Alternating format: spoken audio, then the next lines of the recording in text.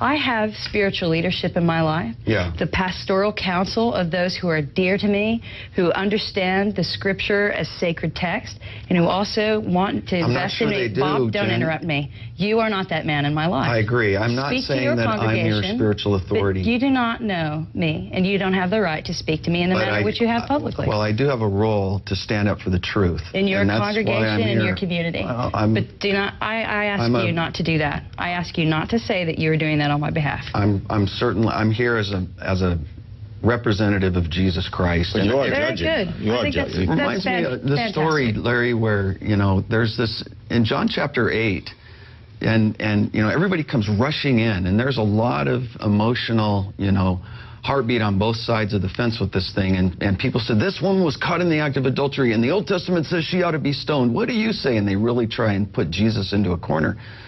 And he very interestingly says, he who was without sin cast the first stone.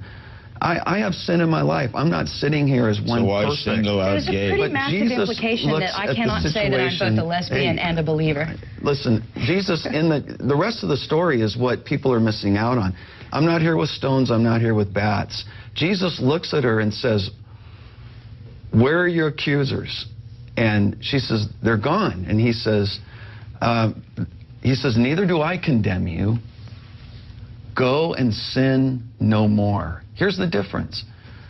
Jennifer's wanting to justify the sin. How do I? First off, that's a very big premise. You assume that you and I both agree that homosexuality is, one, a choice, and two, a sin.